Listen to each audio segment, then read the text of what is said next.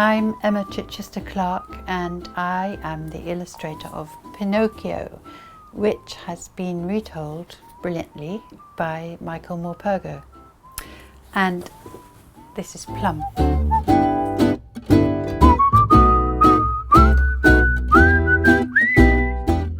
The hardest thing, I think, is trying to decide what somebody looks like when you're illustrating them, because everybody has an idea already in their heads of what Pinocchio looks like. And there are so many images of him already. So I think the hardest thing is to choose a face for a character that everyone knows so well already.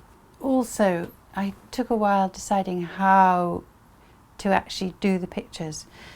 And I ended up using collage, which I have used in the past, but not for a long, long time. And I wasn't sure how brave I was about that. So that was a difficult decision.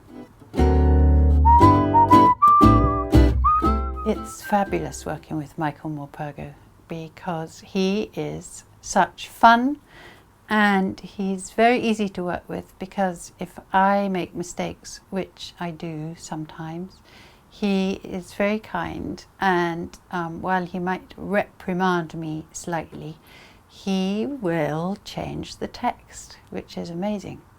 And one of the really fun things was that we actually went to Naples because he decided he was going to set it there. And we did a lot of exploring, him and Claire and my husband Rupert and me. Reading his text is always exciting because he writes beautifully, but reading Pinocchio was especially exciting because it is so lively and fun and different to how I expected it to be, because I'd always thought of Pinocchio as being quite heavy and full of, you know, doom and gloom and dreadful things that Pinocchio's doing. But he kept it light and it races along. So that was one of the wonderful things. The other wonderful thing is that he's very adaptable, Michael, and he also is open to lots of other ideas. Like, he was open to setting it in Naples and actually going there, which I've already said, but that was really good.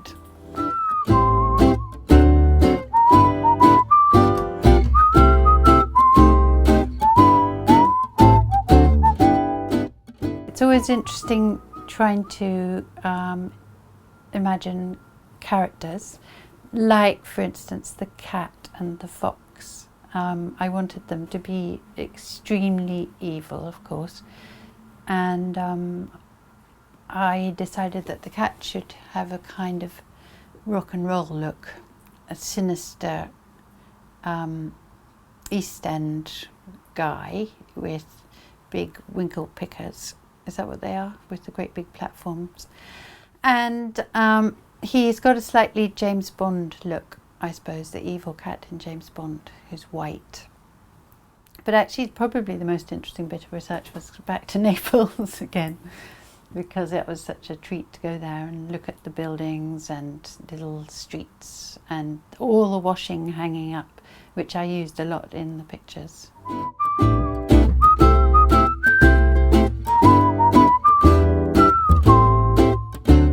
My dream illustration gig is a very tricky question, because I can't think who it would be who's alive, but I can think of some dead people. Well, I've already done Lewis Carroll. That is dream, absolute dream. And I think Edward Lear would be a good one. I'd love to illustrate a lot of Edward Lear and Hilaire Belloc. And I can't think of anyone else at the moment, but there's plenty, I'm sure.